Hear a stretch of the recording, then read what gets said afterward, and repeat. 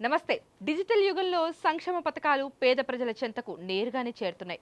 కానీ దురదృష్టవశాత్తు కొందరు మోసగాళ్లు అర్హులైన వారి హక్కులను దారి మళ్లిస్తున్నారు. ప్రభుత్వం సాయం పేదలకు అందకుండా అడ్డుపడుతున్నటువంటి ఈ సంక్షేమ పథకాల ఫ్రాడ్ను అసలు మనం ఎలా ఎదుర్కోవాలి, మనల్ని మనం ఎలా రక్షించుకోవాలి అనే ఆసక్తికరమైనటువంటి విషయాలను ఈ రోజు మన ప్రత్యేక కథనంలో తెలుసుకుందాం.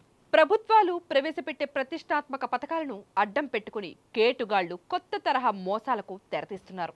ఉచిత రేషన్, పెన్షన్లు, రైతాంగ సాయం లేదా గృహ నిర్మాణ పథకాల పేరుతో నకిలీ వెబ్సైట్లు, అదేవిధంగా యాప్లను కూడా సృష్టించి సామాన్యులను బురిడీ కొట్టిస్తున్నారు.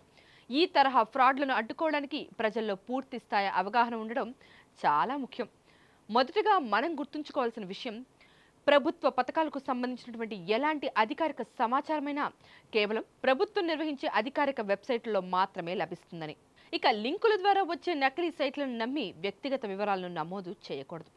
బ్యాంకు ఖాతా వివరాలు, ఆధార్ నెంబర్, ముఖ్యంగా మొబైల్కు వచ్చే ఓటీపీలను ఎట్టి పరిస్థితుల్లోనూ గుర్తు తెలియని వ్యక్తులతో పంచుకోకండి. పథకాల లబ్ధి కోసం ఎవరైనా ప్రభుత్వ అధికారులుగా చెప్పుకుంటూ డబ్బులు డిమాండ్ చేస్తే అది ముమ్మాటికి మోసమే అని మీరు గుర్తుంచుకోవాలి. ఎందుకంటే ప్రభుత్వ సంక్షేమ నిధులు నేరుగా లబ్ధిదారుల బ్యాంకు ఖాతాల్లోకే డీబీటీ ద్వారా జరుగుతాయి.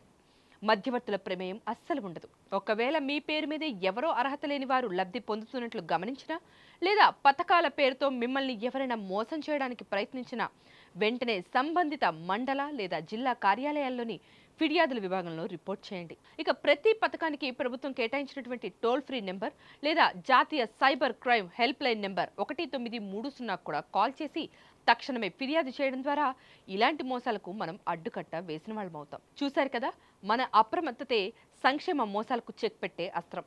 మోసగాళ్ల మాయమాటలు నమ్మి మోసపోకండి. ప్రభుత్వ అధికారిక మార్గాల్నే ఆశ్రయించండి. ఇలాంటి మరిన్ని లేటెస్ట్ అప్డేట్స్ కోసం, ఇన్ఫర్మేటివ్ స్టోరీస్ కోసం మన ఛానల్ని వెంటనే లైక్ చేయండి, షేర్ చేయండి మరియు సబ్స్క్రైబ్ చేసుకోవడం అస్సలు మర్చిపోకండి. మరో ఇంట్రెస్టింగ్ టాపిక్తో మళ్ళీ కలుద్దాం. అంతవరకు సెలవు మరి. నమస్తే.